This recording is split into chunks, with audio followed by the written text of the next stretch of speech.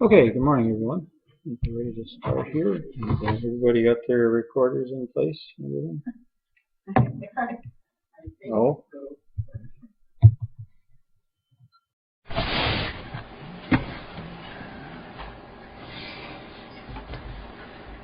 Somewhere around paragraph 2 to 4 there, eh? Yeah, 4. Yeah. Yeah, we finished. Paragraph 3. So we start in paragraph 4. So far what we've considered is about the invitation, I guess you could call it, the invitation of Christ and the saints to the world. This is after the resurrection and judgment. They issue an invitation to the world to submit to the divine authority that is at the hands of Christ and the saints. I do remember that some requests were made for this Jewish commentator on the sounding of the shofar trumpet. So anybody that wants to, if you want to just distribute these around, maybe to anyone. I did remember to make those up. But anyway, just talking about that, Brother Thomas is going back and making the connection to the Hebrew New Year and the sounding of the shofar trumpet as the inauguration or the introduction of that. And that was a type, of course, of this proclamation that was going out to the earth. And just as maybe a recap of that, we have a couple of summaries here. The first one is on the summary of the Day of Atonement on the first day of the 7th month of the religious year, but the first month of the civil year. So the religious year suggests the covenant, the civil year suggests the new political beginning. There was a memorial of the blowing of trumpets, so gathering the people together. This was followed by days of contrition, in which true Israelites mentally prepared to meet their God by meditating on their past conduct. Now that is we had some discussion last week about, what did they do during that 10-day period, from the blowing of trumpets of the New Year to the Day of Atonement. So this was followed by days of contrition, in which true Israelites mentally prepared to meet their God by meditating on their past conduct. On the 10th day of the month, the Day of Atonement was commemorated. The morning lamb was offered as usual to smolder all day. There was a special offering by fire comprising a bullock, which was symbolic of labor, a ram, meaning strength, 7 lambs having to do with the covenant, and a goat, or symbolizing the waywardness of man, for a sin offering. The bullock, ram, and lambs are offered as burnt offerings with their meal offerings, which means the results of personal labor.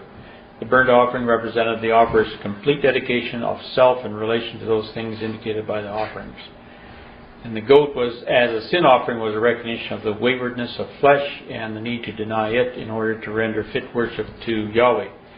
So that is kind of a type of what goes on in this proclamation period.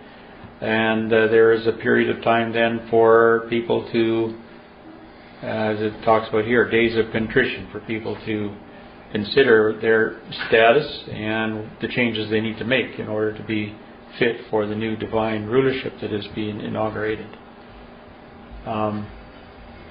So that kind of takes us there to what we're just talking about, the antitypical, what all these things mean. The Day of Atonement was called Yom Kippurim, or Day of Offerings. It foreshadowed the work of Christ in providing forgiveness of sins. The Epistle to the Hebrews is built around this festival of the law, and the following are some of the antitypical lessons. Christ provides the covering for His people, or of His people. He passed through the heavens to the Most Holy.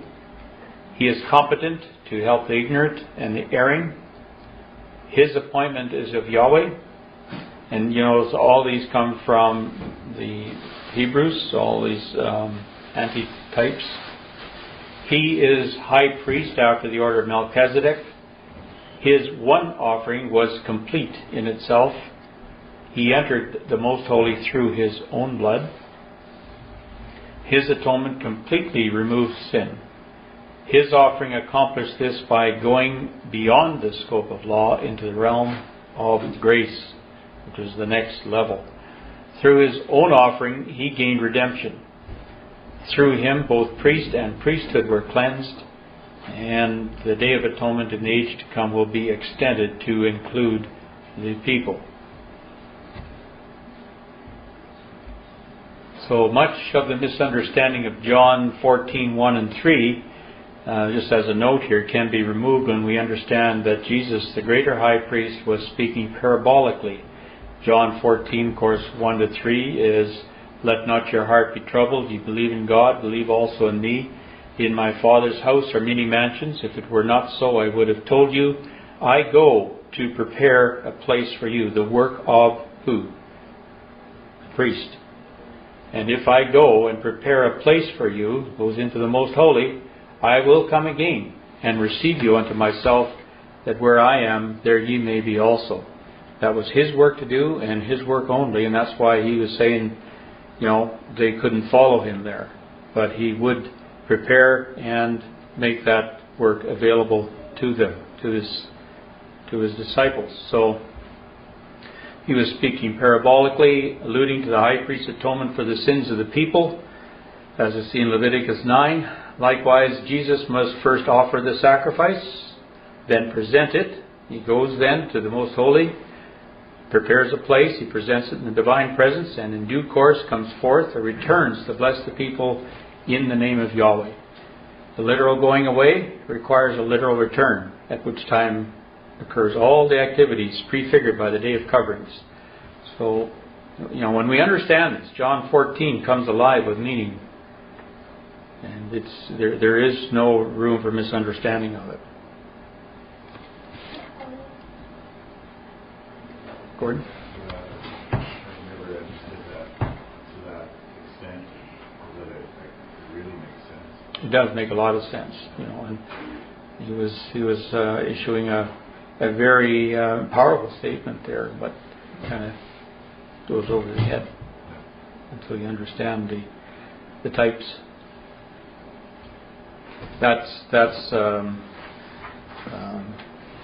basically comes from Ron Abel's book, Rest of Scripture, as a note there on that. It's very good, I thought. Makes a lot more sense to try and say, that He's gone to heaven and come back and all that, which is the way I suppose that's going to that's true. That's what He's done. But when you understand the work that He's doing there, like when you can go back to the priest and the Day of Atonement and the work that was done, that's what Christ was doing. He was accomplishing everything that was prefigured in that Day of Atonement by His work. His Father's house and Yeah, right.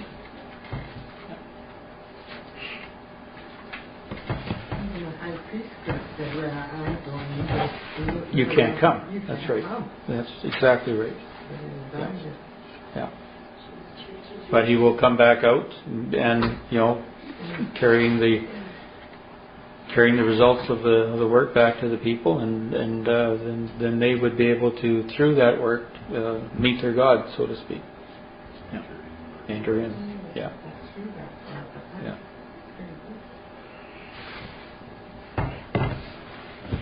Okay.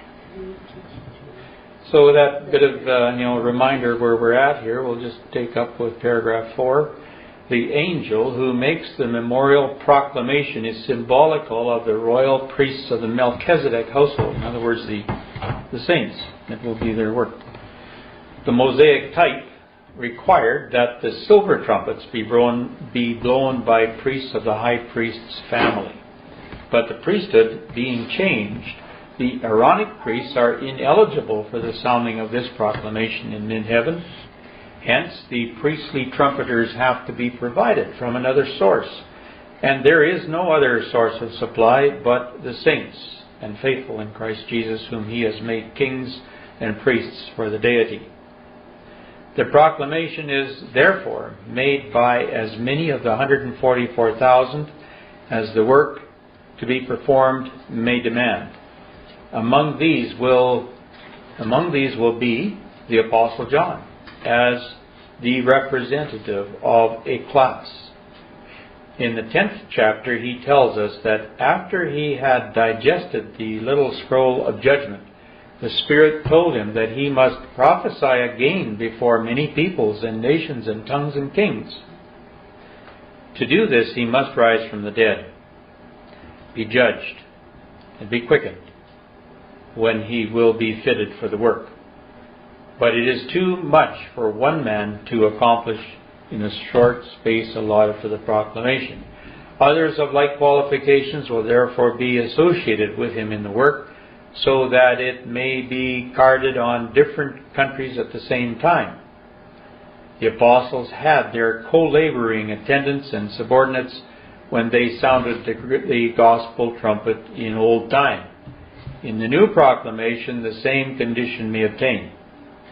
Be this as it may, it is those that escape, or the saved remnant, that are sent as sounders of the truth to the nations that have not heard the fame nor seen the glory of Yahweh, and they shall declare His glory to the Gentiles.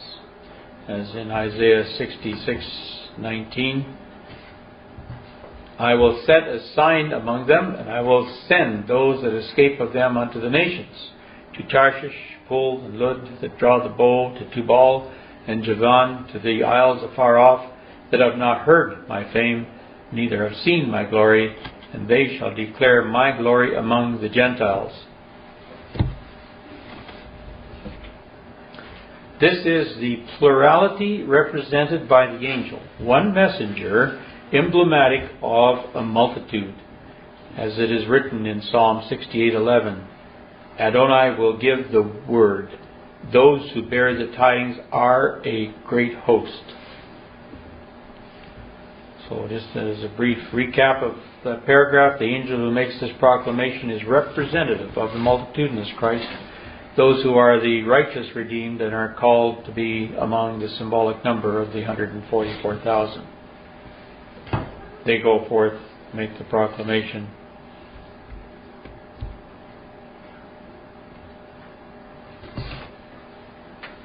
Gordon? It sort of gives a different take on amongst Christendom when you hear that the gospel can be preached in the whole world. Well, if they have never heard, then it's obviously not. So either the timing of that is off, or the whole idea is not based on too much. There's, in all of these things, there's more than one application quite often, and one becomes symbolic of the other. And he talks about the apostles and their co-laboring attendants and subordinates when they sound the gospel trumpet in old time. And when they did that, I think the then known world did hear it. It went into all the world. However, we're in a different world now. And I think there's probably a lot of places that have not heard, will not hear. And to pick up the slack on that, that's when the proclamation will be made. And yeah, I think it's beyond our scope now in this time to be able to do that.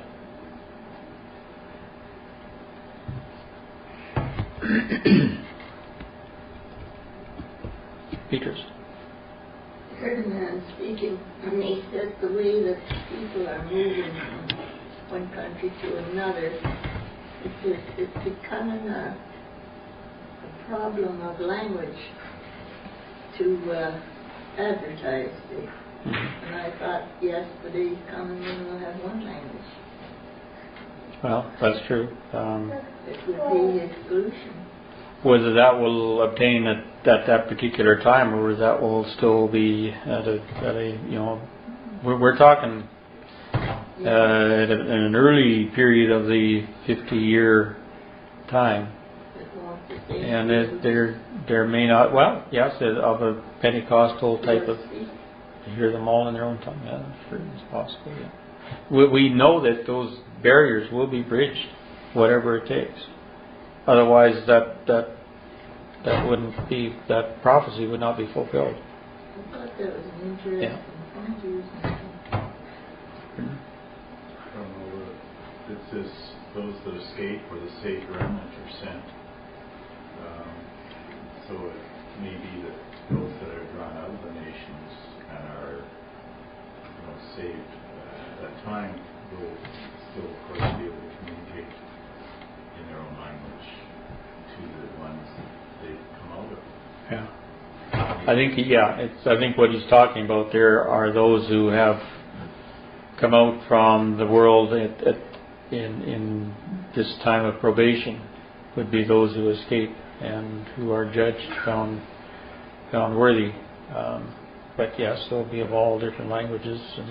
But I kind of like Beatrice's suggestion that we know what happened at Pentecost, and a similar sort of thing could obtain at that time. Delma? I thought it was interesting what Israel does with their like they have people from all over the world with all kinds of things.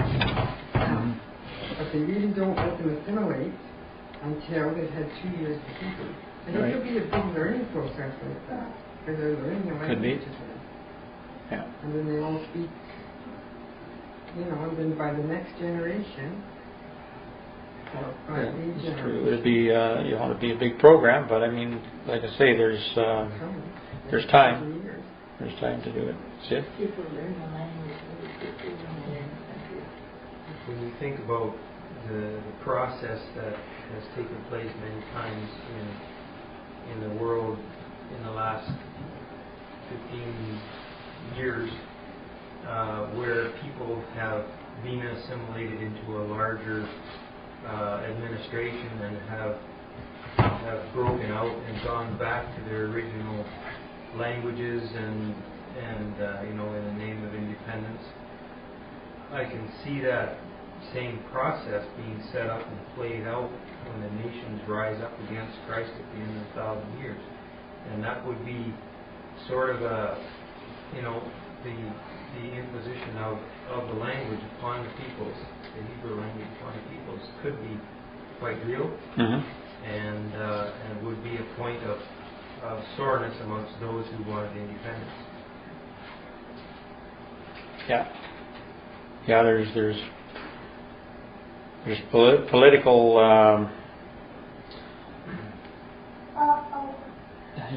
there's political ramifications to all of this, and it gets very involved.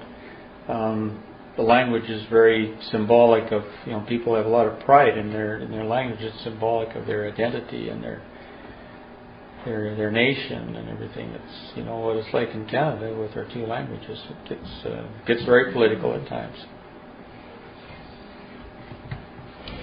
But that is something that one of the things that will be overcome in that time, and it will probably not come easy, not without its attendant trials.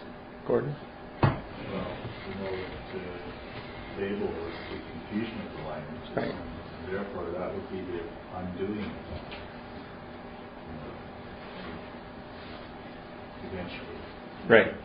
To the uniting of the world under one language, one government. Yes, I think that at this particular time, I believe it's after the initial defeat of Gog and his hosts, and that will have had a tremendous impact on the world as far as establishing the divine presence and authority, and I think that will certainly help a lot in what has to be done thereafter. Highway goes out of Egypt into Assyria. There's a lot of things that take place that tend to unite the nations, and the bridging of the language barrier certainly would be a part of that, I think. I noticed there that there's more than just shofar trumpets involved. The shofar horn. There are the silver trumpets as well. And he brings this out here, and it's alluding to Numbers 10, verse 2. It says, "Make thee 2 trumpets of silver, of a whole piece shalt thou make them, and that thou mayest use them for the calling of the assembly and for the journeying of the camps." So there was the silver trumpets, and they were used for, well, it tells them when they had to be used here. And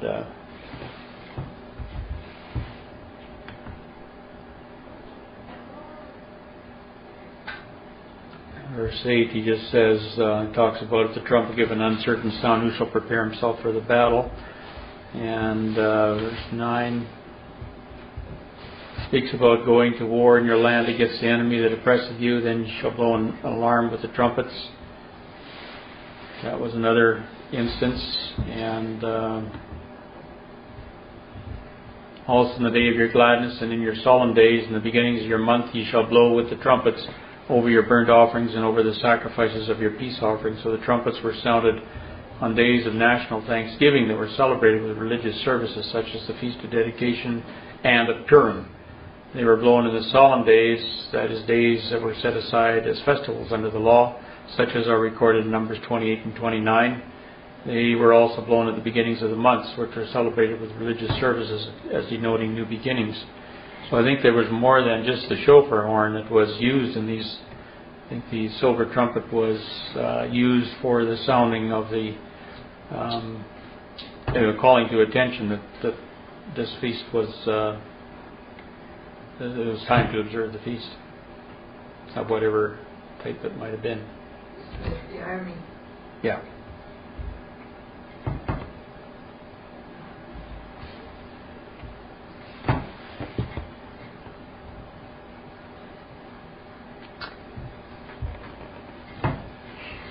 So the next one, we talk about where this is located and what the impact of this mid-heaven proclamation is. The proclamation is to be made through mid-heaven.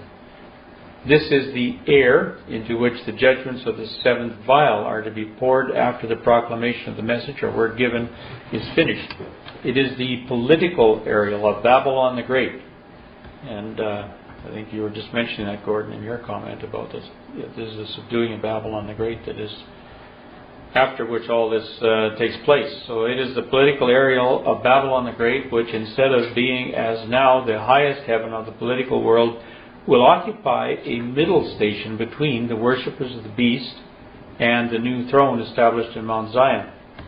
The mid-heaven is the political firmament occupied by all the ranks, orders, and degrees of the world rulers, the supreme and subordinate governors of those many people, nations, and tongues before whom John is to prophesy again. This will be an exceedingly interesting time when the clergy of all orders, the spirituals of wickedness in the heavenlies, shall be confronted by the apostles and saints and proved to be liars and impostors before the world. And richly do they deserve to be exposed to this shame and contempt. They will no longer be permitted to deceive the hearts of the simple with good words and fair speeches with impunity. The sheep's clothing will be stripped off them, and the wolf undisguised will be revealed. High and pompous ecclesiastical titles will then be at a discount, and regarded only by those who come to obey the proclamation as the tinsel bespanglement of vain and foolish men. The occupation of the clerical false prophet of the world will be gone, for the loftiness of man shall be bowed down, and the haughtiness of men shall be made low. Yahweh alone will come to be exalted in that day. That's from Isaiah 2:17. So, recapping that, he's saying that the mid-heaven is a place of authority and power, the political and ecclesiastical heavens. The multitudinous Christ will rightfully occupy this position. There will be no more place given to the beast and his image, as the truth will be shown regarding its lies, deceit, and falsehood, and leading the ignorant to death.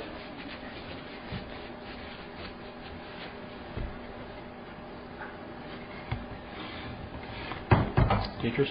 Does that mean that, like in England, that the Anglican Church is the state church? Mm-hmm. Will the saints take place of, say, the Archbishop and speak to the people? Because you see, Brother Thomas speaks of blood going to the horses' bridles. Well, that's the leaders. That horses' bridle is the leaders. They're the ones that will be replaced and the things put in there. I think that's how it works. They will do that job, yeah. That's where they're saying all these entrapments of the buildings and everything that goes with it will not be a part of that. But the authority will be established. The authority of It's just the method of doing it. yeah.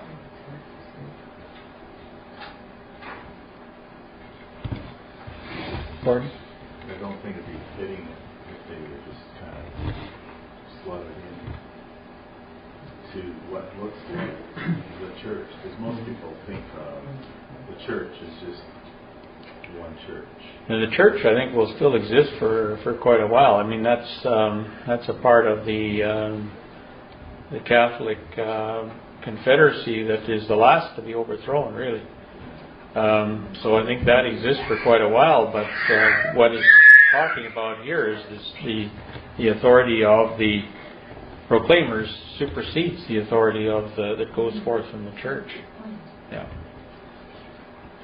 It has to be seen as the opposition. Yeah. And it will be thought of in many circles as the Antichrist. That's it. I think, too, I've heard it said that there will be a backlash happening once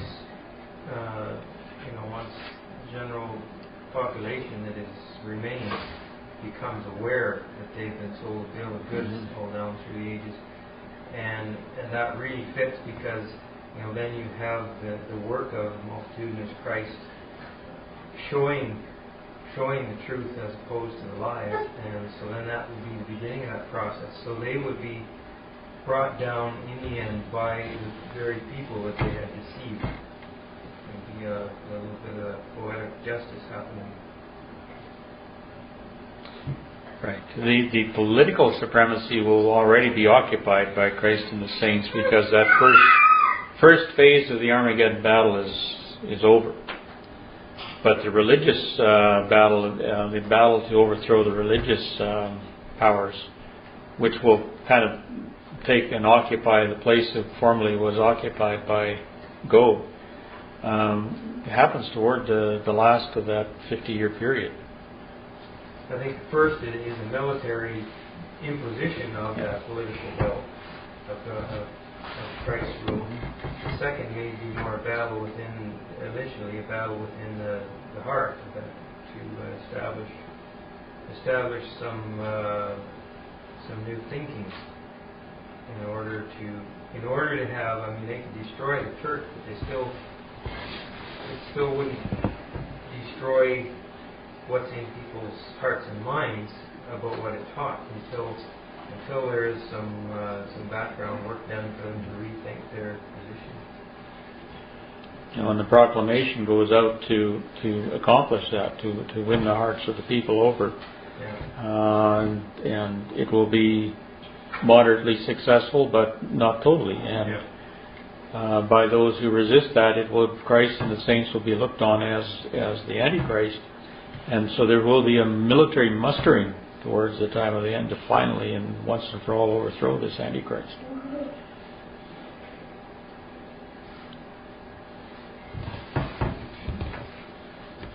Identifies our job today, I believe.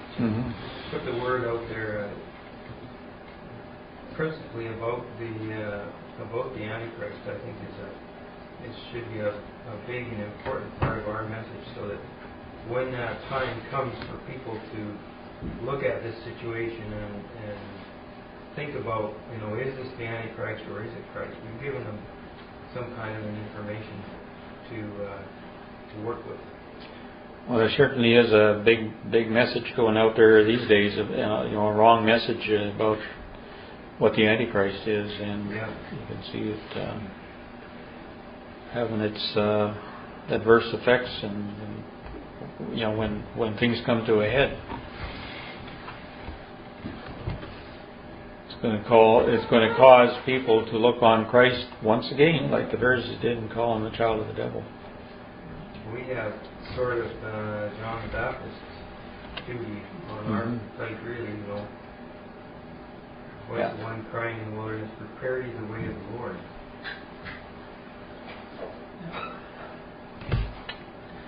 It's true.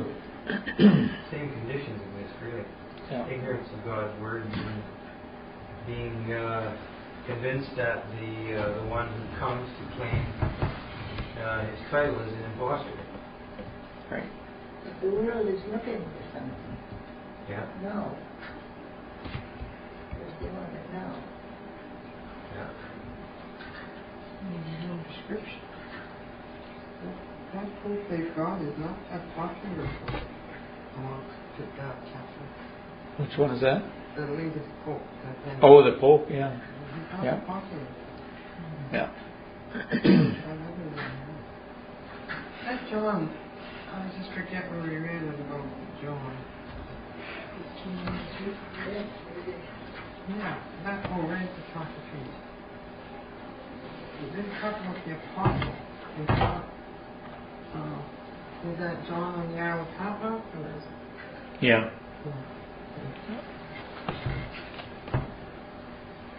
That's not John Depp. No, this was the yeah. See this man that was talking, he said there's got to be some means of getting, democracy spread over the world. Well, true democracy, yes.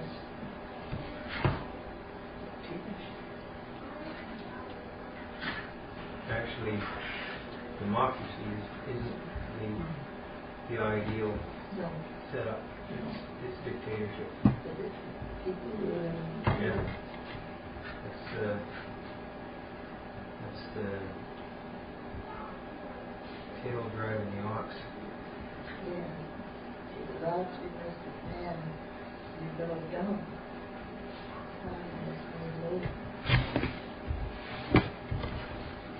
I was just looking for that passage. That is in Revelations, I think, where it tells him he's to prophesy again, or to proclaim before many people, nations, and tongues. But it wasn't in chapter 14. I'm not sure where that is. It's in one of the first chapters. Yeah.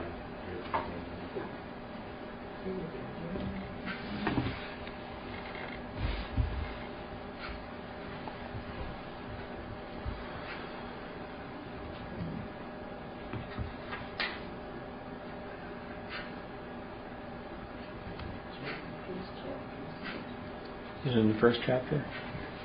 Because see, but a lot of people these days don't know who John the Apostle was. No. They don't have a clue. So, boy, this one is an education. Well, I know that people who do this church. Anyway, the point is that he was to do it, and he is to be a part of it, and he is representative of a class that will be doing that.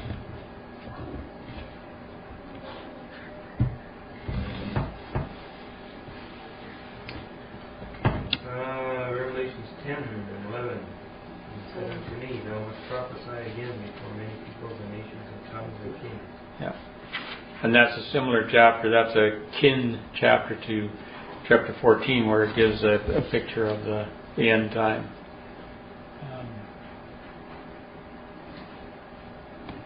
Leading up to which the succeeding events will happen.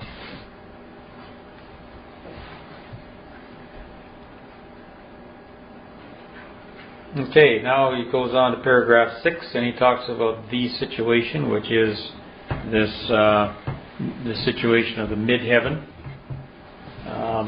And paragraph 6 is talking about mid-heaven as a place of power, as is shown by the angel to King David. The situation is illustrated by 1 Chronicles 21:16, where it is stated that David saw the angel of Yahweh stand between the earth and the heaven, in mid-heaven, having a drawn sword in his hand, stretched out, as he was just going to afflict Jerusalem with impending judicial visitation. 1 Chronicles 21 and 6. 16 is it? Yeah. David lifted up his eyes and saw the angel of the Lord stand between the earth and the heaven, having a drawn sword in his hand, stretched out over Jerusalem. Then David and the elders of Israel, who were clothed in sackcloth, fell upon their faces. So that was and verse 15, preceding it, God sent an angel unto Jerusalem to destroy it. And as he was destroying, the Lord beheld and repented him of the evil, and said to the angel that destroyed, It is enough, stay down thine hand. So then he gave an opportunity, as it were, for change of direction on that.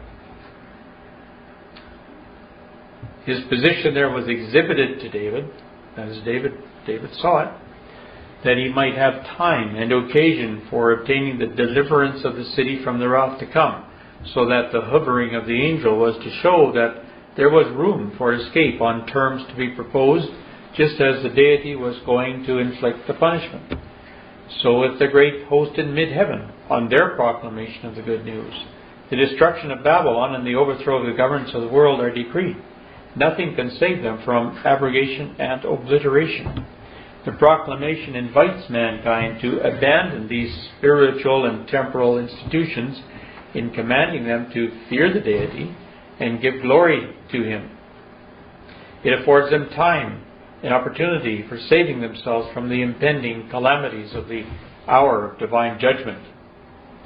If any transfer their allegiance from their clerical and civil rulers to the land power, they will doubtless be exempted from the fire and brimstone torment which is to destroy the beast and the false prophet.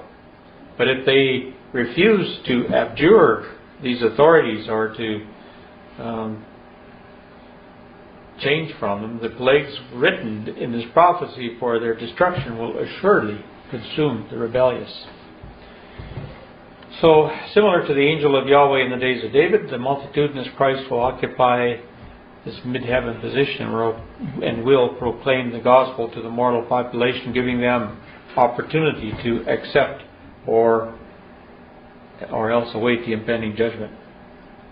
Accept Christ, accept the message, or await the impending judgment if they refuse it.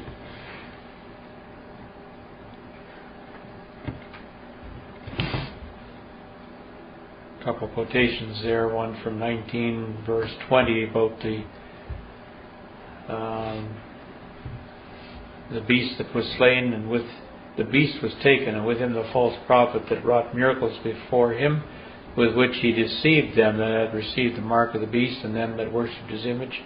These both were cast alive into the lake of fire, burning with brimstone. The beast is significant of the Catholic Confederacy with all its attendant denominations. And 14 verse, that's later on in this chapter. There we go. And the third angel followed him, saying with a loud voice, If any man worship the beast and his image, and receive his mark in his forehead or in his hand, the same shall drink of the wine of the wrath of God, which is poured out without mixture into the cup of his indignation, and he shall be tormented with fire and brimstone in the presence of the holy angels and in the presence of the Lamb. And the smoke of their torment is sendeth up forever and ever, and they have no rest day or night, who worship the beast and his image, and whosoever receiveth the mark of his name. Here is the patience of the saints. Here are they that keep the commandments of God and the faith of Jesus. So again, that would be referring to the second Armageddon, and between the two judgments there will be this proclamation in mid-heaven, in the space between.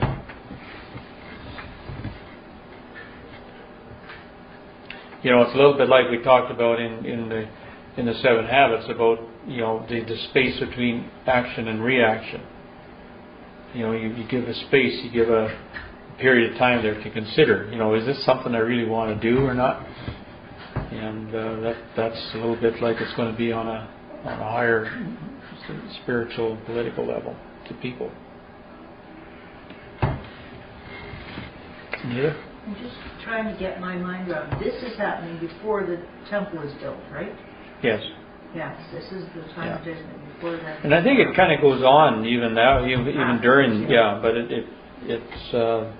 it's inaugurated or begun before that. Therefore, the preaching of resurrection Mm-hmm. can make a mark on people. Yeah.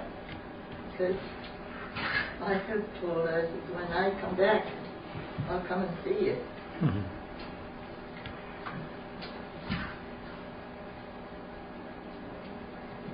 What was the response? That kind of woke him up a little bit.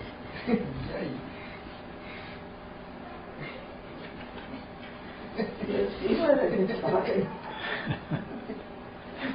Gordon? I will be back. I'll be back. We see there will be quite a difference. Like today, the message is there for those who want to dig for it, but in that day, it will be right in your face. Mm-hmm. It'll be, you have a choice to seek the way, walk in it, or refuse and accept the consequences. So it'll be quite a different outlook, because there's many people today that just maybe wouldn't, if it was in their face, wouldn't refuse it. Yeah. But they just don't feel they have to make a choice, so they don't. They just kind of, and in a sense, they do make a choice by not making a choice. And there always seems to have to be something to get people's attention, You have to hit them over the head with a bat, as it were, and get their attention. And, in the days of the apostles, when they first went out, they were attendant with signs and wonders and miracles. Got people's attention. And there will be that. And there will be that again, with the coming of Christ and the saints and the overthrow of a huge conglomerate military force. I mean, it's going to cause people to wake up and think a little bit. They may put the wrong spin on it, but it's free will, though. You can't just hit them over the head. no. But I mean, you got to get the attention. They got to be able to assimilate the message somehow, and then they got their choice to make. Yeah, it's still free will because Yeah. even force things to the truth is never. But what I'm saying is, when they see, that it's not just a stagnant force that they're dealing with, it will give something to cause them to ponder. It's not passive. It's not passive. So I think we see almost a reversal of the process. People generally at this time have an opportunity, whether they're even going to listen to the message or not, whether they just stop and listen to the message. And if they do stop and listen to the message, they have an opportunity to choose it. In the future, that message will be, like Gordon said, in their face. Servitude to God will be imposed. And so, but you have to remember that the whole mortal population goes through the process of exercising free choice when it comes down to the end, whether it's an upright. So it's kind of a reverse of that process. They will have it. They will be given it. It will be put in their face, and then they will have to maintain an obedience to it. And there will be a time of choice. It won't be when they first hear it. It'll be after they've had it for many, many years.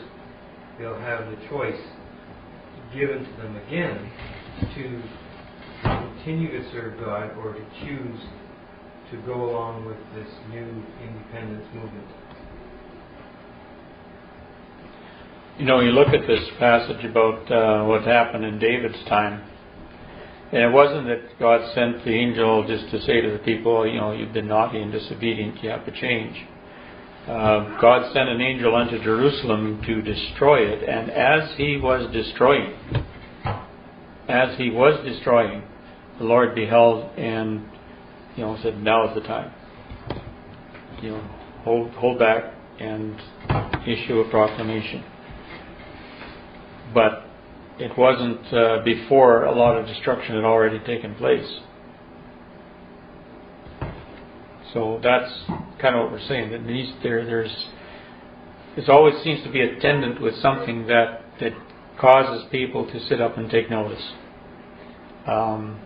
Similar, again, going back to the times of the apostles. I mean, there was a little different nature, but it was still something that caused them to sit up and take notice. Here were these men, speaking, healing people, speaking great things, and attendant with signs and wonders. So,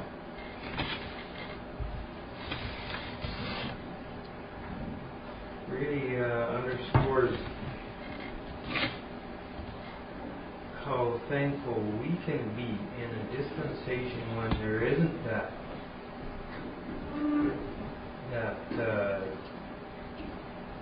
real tap on the shoulder or whack over the head to pay attention.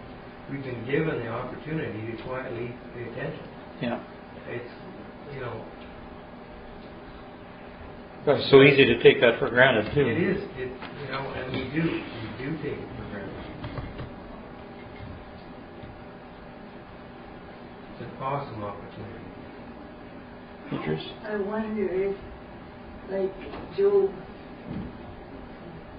adversaries was skin for skin. Mm-hmm. All that a man has will he give for his life. And that might be a point. Yeah. It's a sense of urgency and a fear of loss that has to be attended to it. So. Take massive and immediate action.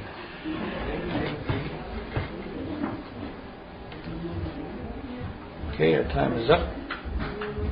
Finish off at the end of paragraph 6.